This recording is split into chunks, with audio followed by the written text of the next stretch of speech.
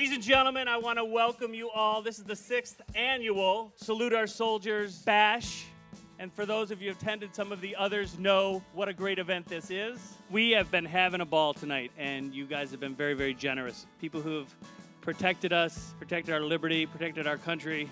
Veterans Count not only helps the veterans, we want to help the families. We've got a lot of work to do. There is a saying, in war there are no unwounded soldiers. On the battlefield, the military pledges to leave no soldier behind. As a community, let it be our pledge that when they return home, we will leave no veteran behind. Through Veterans Count, care coordinators have successfully intervened in 116 cases of significant suicide risk. They have not lost one participant to suicide since the inception of the program.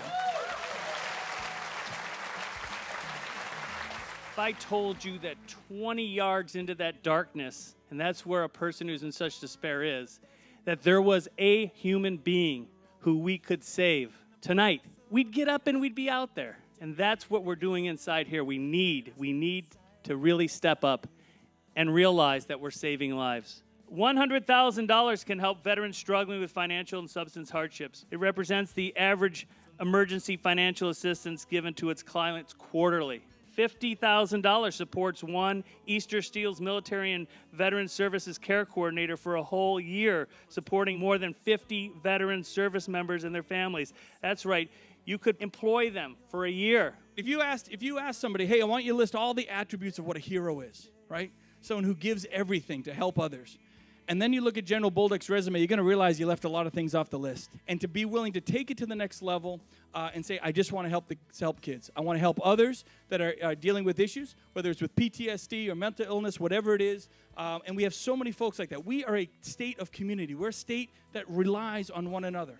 Our coworkers, our families, organizations like Veterans Count. It matters. $25,000 covers dental work for such as extractions, dentures, and periodontal work for 15 veterans. Allows home repairs such as roof maintenance for 15 veterans. These are things you don't think about all the time. $10,000 ensures a safe home for 4 veterans through their home repairs such as widening door frames for a wheelchair to get through. It supports the average cost per case for a care coordinator to assist, offering a hand up to 5 service members. That's $10,000. Do I have anybody who can help me out at the $10,000 level? I would give everything back, every promotion, every medal, anything that's ever been given to me because we went to war in 2001.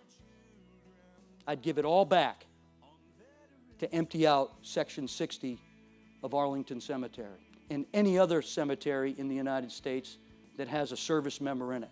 And you all know what I'm talking about, the veterans in here. We came home. We're glad to be home. Some of us need some help, and I'm asking for your help, just like the governor. $2,500 covers the cost of car registration for 10 veterans. How difficult that must be, just not having what you need to do something as simple as that. $2,500 would register the vehicles for 10 veterans, puts food on the table for 1 month for 5 military families of 4. That's right, I just touched on the hunger thing. Can you imagine that? Veterans who are just simply hungry, $2,500 would do all of that. Do I have any donors at the $2,500 level? I want to talk about what I call the third thing, and that's becoming a veteran. And I want to talk to you about how tough that is. You're this first thing. You're born, you're in a community, the community takes care of you, you grow up, you go to school, you play sports. Everything there around that community is focused on helping you. And it moves you along through high school, and it puts you in college, and then boom, you have a job, and then you're contributing back to society, right? But in some cases, guys go in the military, right? And so they become this second thing. And they go in, and man, they get their head shaved, or they're women, and they have to tie it up into a knot and, really get headaches all the time because it's got to be tucked under this little hat, right? But they make it happen, and they go and serve. And they become this second thing, and they're completely re-identify themselves. And then when it's all said and done, regardless of the time spent, they become this third thing. And this third thing is tough. I'm a brigadier general, retired, and it's tough on me. So I'm figuring if it's tough on me, wow, it's no wonder we have veteran problems. It's no wonder we have suicide problems. It's no wonder we have these homeless problems. Why? Because when you transition from service, there's nothing there. It is truly a break in service. $1,000 covers 1 month of electric bill to keep the lights on for 7 veterans. Pays for a new outfit for a job interview to secure employment for 7 veterans. $250 purchases a bed for a new apartment. Covers a monthly car payment to ensure a reliable vehicle to get to work. That's what 250 will do. Can you help me?